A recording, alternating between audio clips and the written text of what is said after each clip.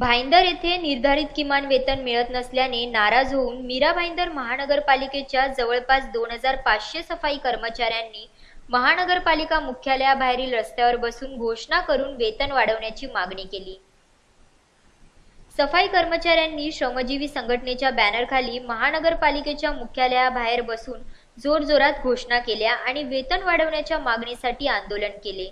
सफाई कर्मचाऱ्यांच्या म्हणण्यानुसार यावर्षी फेब्रुवारीमध्ये किमान वेतन आयोगाने सफाई कर्मचाऱ्यांचे मासिक वेतन 11,000 रुपये इतके निश्चित केले होते, परंतु 9 महिन्यानंतरही ठेकेदारांनी हे वेतन लागू केले नसल्याने हे आंदोलन करण्यात आले। तसेच जर सफाई कर्मचाऱ्यांचे वेतन हे बुधवारपर्यंत निश्चित केल्याप्रमाणे दिले नाही तर गुरुवारपासून शहराची सफाई बंद करण्याचा इशारा सफाई कामगारांनी दिला।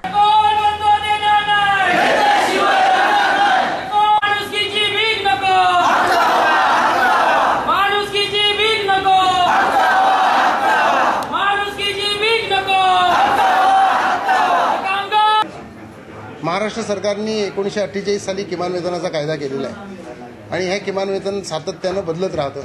सफाई कामगार महानगरपालिकेमधला कुठलाही कामगार, मग तो सफाई कामगार असेल अजून कामगार असेल, त्याचं किमान वेतन देखील एका नोटिफिकेशननी नक्की केलेलं आहे। त्याप्रमाणे या ठिकाणच्या सफाई कामगारांचं, मीरा भाईंदरच्या सफाई कामगारांचं वेतन हे 11,000 रुपये किमान वेतन मिळालं पाहिजे। आज त्यांना 4,600 रुपये फक्त मिळत आहे आणि ह्या किमान वेतनाची अंमलबजावणी महानगरपालिका करत नाही, म्हणून गेले अनेक वर्ष आम्ही लढतो आहोत, सांगतो आहोत त्यांना, ते त्यांनी आतापर्यंत मान्य केलेलं नाही। याची आम्ही नोटीस दिली की आम्हाला निर्णायक आंदोलन करावं लागेल, हा विषय संपेपर्यंत आंदोलन करावं लागेल।